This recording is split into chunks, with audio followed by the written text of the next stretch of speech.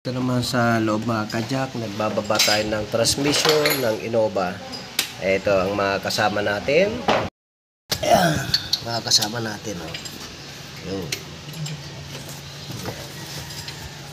Busy sa pagbababa ng transmission. Manual transmission ito mga kajak.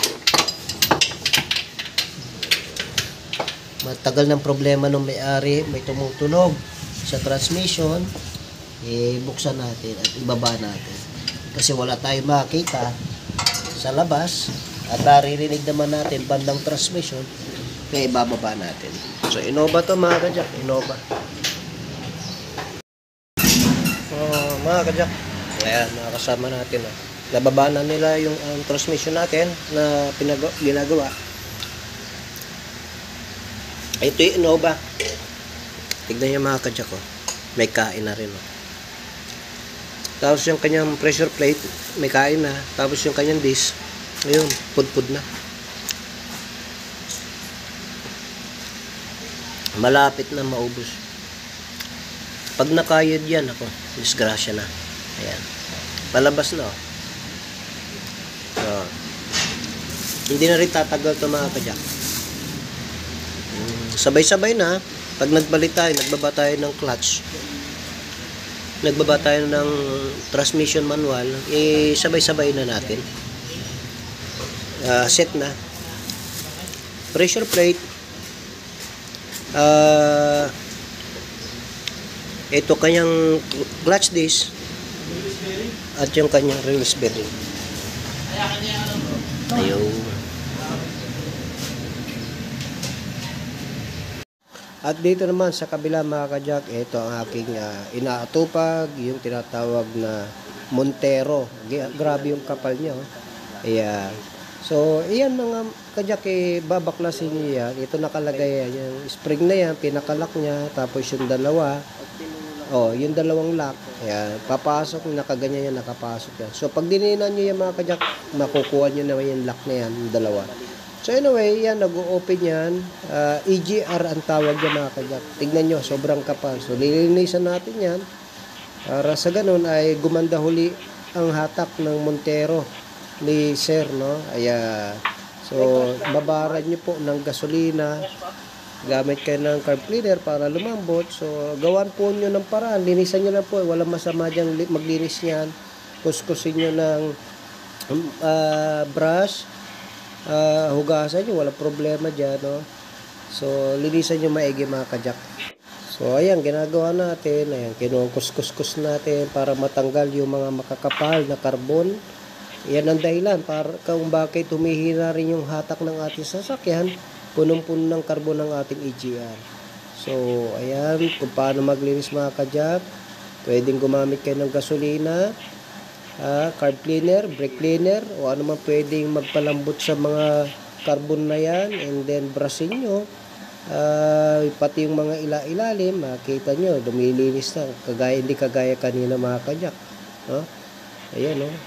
Okay, so lumilinis na siya, natanggal na yung mga ayan, tanggal na yung mga carbon na makakapal, at linisin pa natin maigi yung loob. Captain Katapang, okay na yung sasakyan niya, salamat. Sir, thank you. Ito mga kasama natin mga kajak, mga pagod na. Ito, may gabi pa. In overtime lang ito mga kajak. Ito yung Ford Focus. Ford Focus. Palit tayo ng transmission fluid niya. So, meron yan dumi kanina, napakarami. So, every time na nagpapalit tayo ng transmission fluid at meron namang oil pan, binababa natin yan mga kajak. Lagi natin binababa yan. So, ito yung kanyang transmission.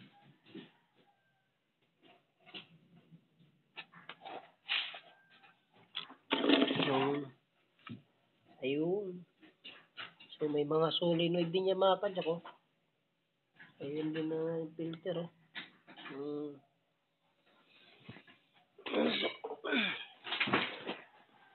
So, ayan, babalik na. So, ito mga kajak, filter natin, So, balik na natin.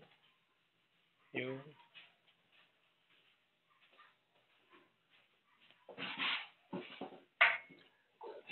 Ford Focus. Ayun. Ito natin yung filter. So, kita nyo mga kajak, may mga solenoid din. Ang Ford Focus na ito, 1.8. Okay. Hatchback. So, kita nyo lang, may mga tagas na. So, recommendation natin dito sa may-ari na palitan ng oil seal. So, dito naman mga kajak, ito ay, yan, crankshaft oil seal. Ayan, may tagas. No? So, yan, papalitan ng crankshaft oil seal. Ayun. Ayan. Anong sasakyan to? Chevrolet Sonic. So, Chevrolet Sonic naman ito mga kajak, no? Kasi sabi ng may-ari, may tagas yung kanyang oil seal at tinanap natin. Yan po ang cause. Usually na nasisira sa mga Chevrolet Cruze o kaya itong tinatawag na Sonic, Spark, yan ang kanilang sakit naman. Yung tinatawag na oil seal dyan sa crankshaft, front, meron dyan front, meron dyan rear. So yan ang mga oil seal naman ang sirain ng Chevrolet. So ayan, Chevrolet. Okay. Yan ang ginagawa natin. Medyo ginabi na tayo. So, ayun mga kajak, yun, ilang ginawa natin ngayon, yung Montero, yung Chevrolet, Innova, ano pa, yung Ford Focus. So, ipinakita ko lang yung mga ginawa natin mga kajak, no? Review lang natin. Yung ating Innova ay pagka may umiingay sa transmission, mapapansin nyo pagka kayo ay hindi umaandar, may umiingay, o kaya pag inapakan ng clutch, nawawala. So, sa clutch component mga kajak, pag nagbaba tayo ng transmission ng manually, at kung nagtitipid yung may-ari, kung ano lang problema palitan, pwede naman. Pero, kung pwedeng recommendation ng mekaniko nyo na palitan na dahil maninipis na at kailangan na, ipapalitan nyo na rin para minsanan lang yung baba. And then, yung isa naman, yung ginawa natin ay, ano pa yung Chevrolet, ay yung Montero mga kajaka, nag-PMS si Sir Katapang, no? Si Police Captain Katapang. Ayan, shoutout kay Sir.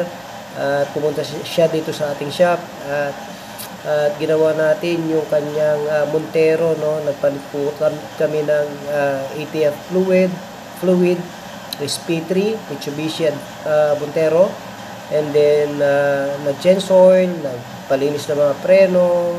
So, ano pa, fuel filter. So, nag-PMS po siya dito sa atin. At salamat kay Sir Katapang sa tiwala po, no? At naglinis din tayo na AGR. Tapos, yung isa naman, yung Ford Focus, nagbaba tayo ng oil pan din, automatic transmission, nagpalit din po tayo. 1.8 na Ford Focus. And then, yung isa pa, yung Chevrolet na tumatagas sa crankshaft pulley. So, yan, sakit po yan ng mga Chevrolet mga kajak, yung tagasin, no? Yung kanyang oil seal, crankshaft, camshaft. So, yan ang sakit ng mga Chevrolet naman na iba na na-encounter natin na maraming tumatagas na langis, especially sa mga oil seal na yan. So, yun lamang mga kajak, sana meron tayo na natunghayan sa ating pag-vlog ngayong gabi. Hindi ko na in-specific lahat. So, nawa meron lang kayong counting tips na natutunan ng mga kajak. Muli po mga kajak, Jack of all trades how to care, a shop that cares for your car. God bless you po.